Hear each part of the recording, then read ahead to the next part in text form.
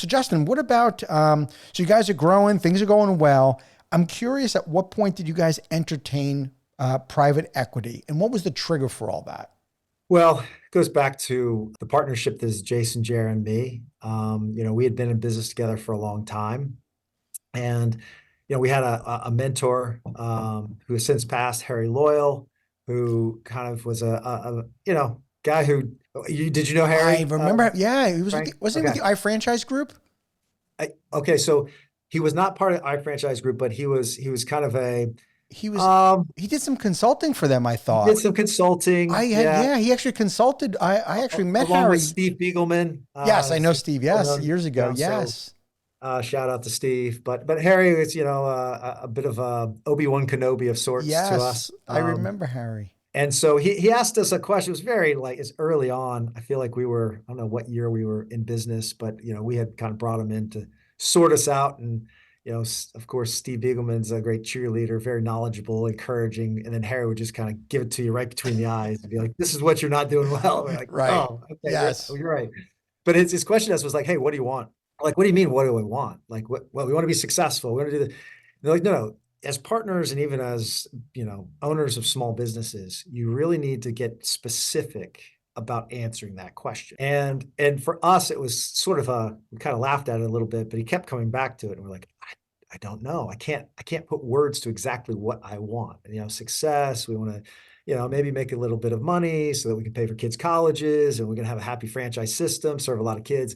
And he was just kept driving at that. And so it really forced Jason, Jeremy, and I to be able to speak to what it is that we would like to kind of get from the experience, both our role within the organization to, eventual exits. I think we understand as humans, as business owners, we're not going to live forever. And yet we don't often plan that way. While we loved what we were doing, he really kind of pushed on this, like, well, what does it look like to exit? And so we had iterative conversations about that really then drilled down into, okay, we the three of us have families but different stages. We realized some of the complications of passing it along to families. And so what we also had were kind of antenna up as to kind of what was going on within the just franchising space in general.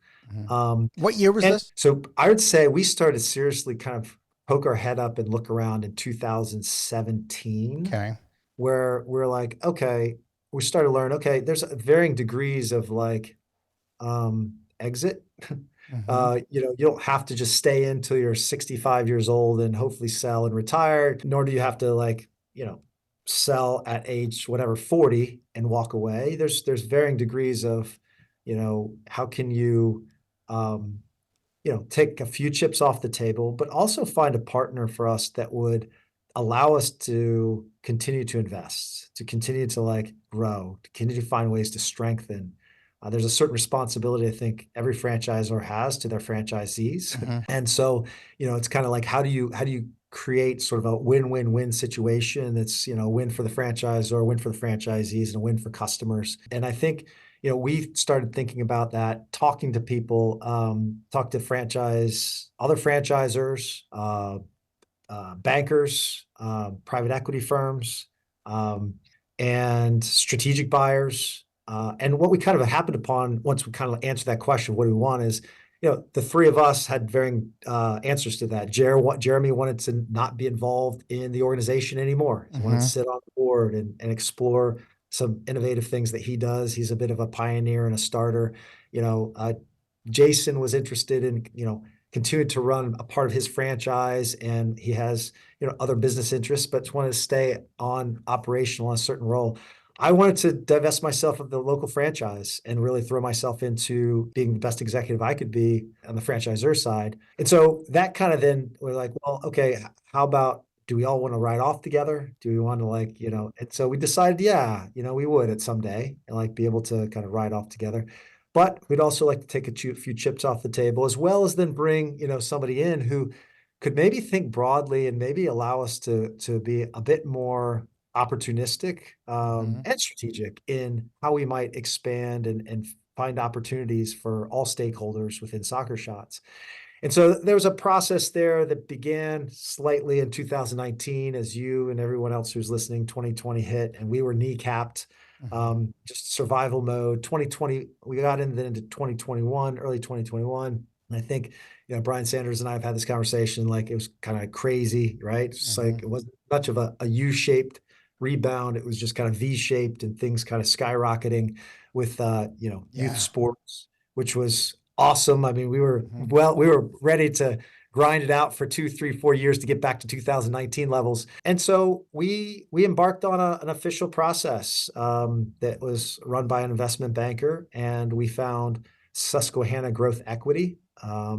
And they represented a partner that checked a lot of boxes. Well, I'm not a founder. I'm an early, partner in Soccer Shots. I have, obviously I kind of bleed Soccer Shots orange, as does Jason and Jer. Jason wanted to stay in. I wanted to stay in.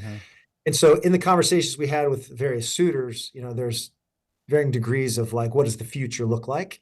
And with Susquehanna, our views aligned very nicely. And so in December 2021, Susquehanna Growth Equity became a majority shareholder of Soccer Shots franchising. And at that point, we then established Strong Youth Brands. So that was the platform that we established and was a big part of what our shared vision of the future looked like, was putting together that platform. And so I assume that platform that was created, it was part of the vetting process that you guys thought, okay, this Soccer Shots is the start of something where we're going to start developing and acquiring maybe some other concepts that will be complementary to Soccer Shots. Was that part of the vetting process? Was that part of like the vision for you guys that you're like, this is, since you knew you wanted to stay on?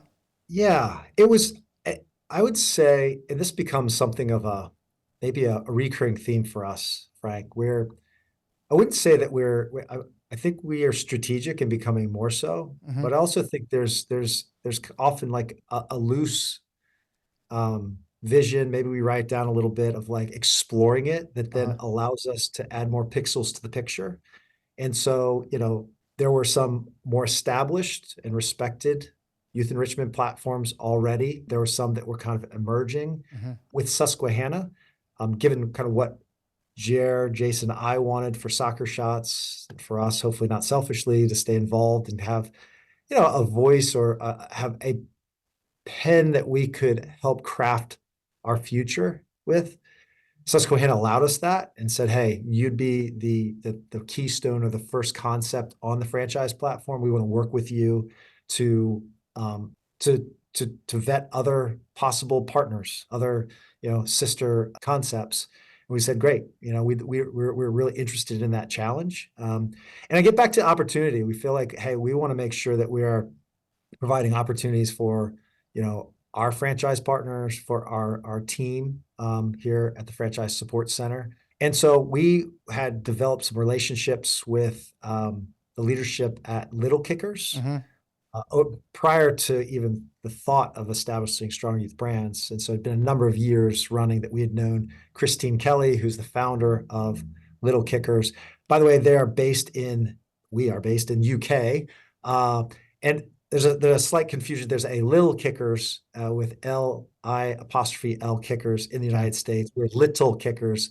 We're an international outside of the US. So that is the brand that we brandish outside the US. And so we were able to, consummate a deal with them to acquire them 100%. And they're the second concept on the Strong Youth Brands platform. So we've been supporting and operating them for the last year and a half. Thank you for tuning into the Emerging Franchise Brands podcast. For additional insights, guest applications, and to stay connected, visit us at efbpodcast.com.